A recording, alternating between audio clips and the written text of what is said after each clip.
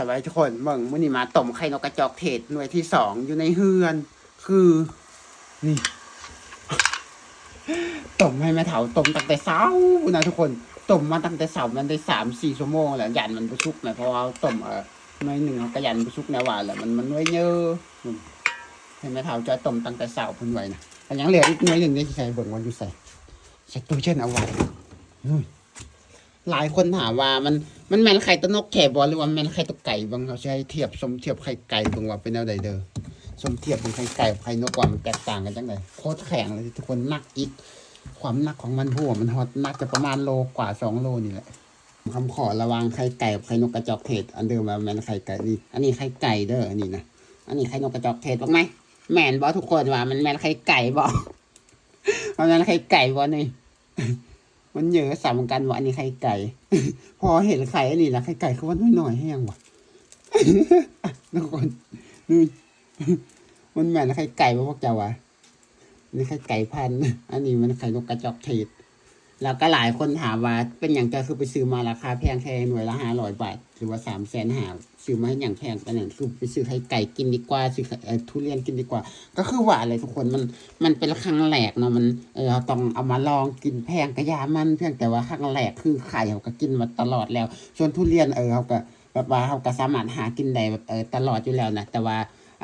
ไข่นี่มันไม่ได้มีตลอดแต่มันคือแบบว่ามันเป็นครั้งแรกของเฮาก็เลยต้องว่าเอามากินลองบางสักครั้งหนึ่งในชีวิตถึงว่าเขาไม่ได้กินตลอดแต่เขาก็ลองกินครั้งหนึ่งเบิ้งแบบนี้หลายคนก็ถามว่ารสชาติเป็นยังไงคือเท่าที่จอยเคยกินก่อนหน้านี้หน่วยหนึ่งก็คือไข่เป็ดไข่ไก่นี่แหละเพียงแต่ว่าเมื่อก่อนนั้นที่จอยต้มมันเป็นไข่ห้วนเหมือนกันเลยว่ามันก็เลยเหม็น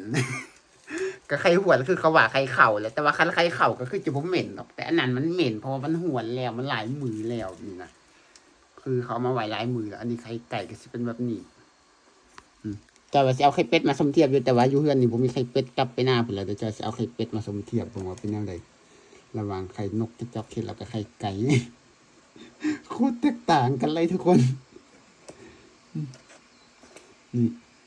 อันนี้มันยังต้มอยู่นี่เดี๋ยวนี้จักหน่อยก็น่าจะสุกแล้วมันก็น่าจะสุกแล้วแหละแต่ว่าแนวว่าแล้วยันจิโบยันมันสุกดีคือว่ามันทุกคนเราก็เลยต้องต้มมันโดนว่าเขาเจอคนหาบางในโซเชียลหรือว่าถามแม่ค้าที่คนเขาขายนะเขาบอกว่าคันมันสุกไวสุดกับประมาณ1 ชั่วโมงครึ่ง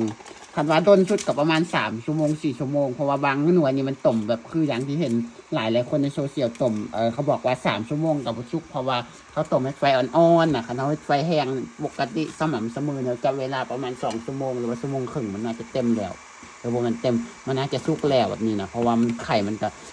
ไข่มันไข่อย่าง2ไข่มันน้อยเยิบนี่นะแต่ว่ายังอีกน้อยหนึ่งนี่ทุกคนน้อยนี่มันจอยเช็ดถอดเดี๋ยวจอยเช็ดถอดถ้าเบิ่งว่ามันสิเป็นอะไรสิเป็นไข่เหนาหรือว่าสิเป็นไข่